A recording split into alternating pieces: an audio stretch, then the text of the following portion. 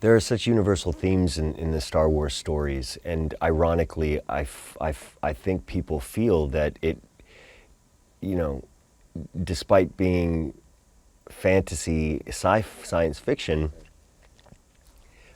it reflects the world we actually live in its inclusiveness and diversity and conflict and themes of good against evil um, and so it's fascinating to experience that as a child, you know, to have your imagination so enriched by these stories, and then now as an adult to look back and rekindle my relationship to Star Wars, and in particular those Star Wars movies and the tone of this series, which I find is a little bit more Empire Strikes Back and a bit grittier and edgier Star Wars. That I realize, wow, these you know, in terms of war and family and personal conflict and personal journey and personal relationships, it reflects so much what our actual reality as human beings on this planet is. I remember getting a call from my agent saying that Jon Favreau wants to meet you regarding a Star Wars project. And so I immediately said, you know, when and where. I wanted to meet Jon Favreau. I didn't care what he wanted me to do. I had no idea what it was, whether it was a feature or, you know, a cereal box. I had no idea. And so I go and I meet Jon at his office, and he invites me into this room that is basically, you know, corner to corner, covered in story illustrations of this project that he's working on. And there are all of these incredible images of a Mandalorian character. The Mandalorian, whose name is Din Djarin, is your iconically cool, flawed, mysterious, loner,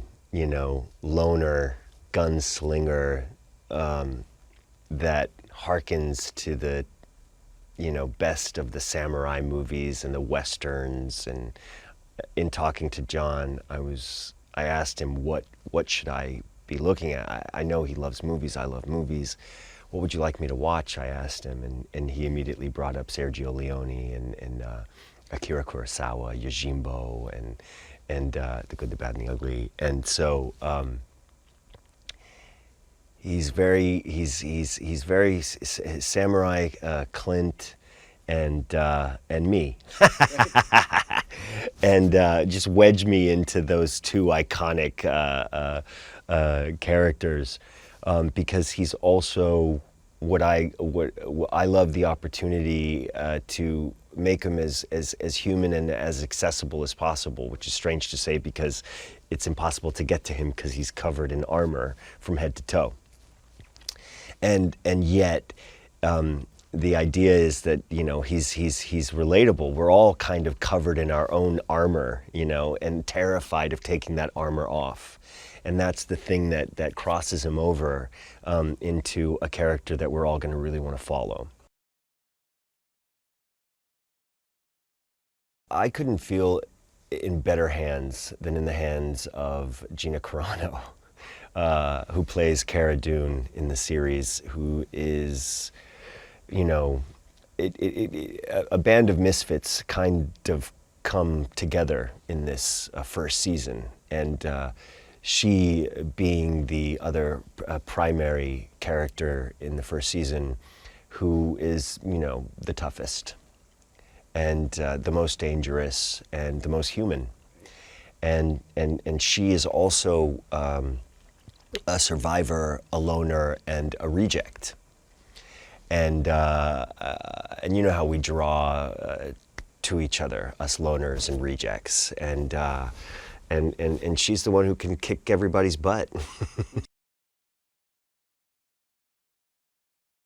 We wouldn't be able to do this show without Dave Filoni. I think he is the truest lover of the material, we can all try to compete to his level of love, is just the best word for it, for the world of Star Wars.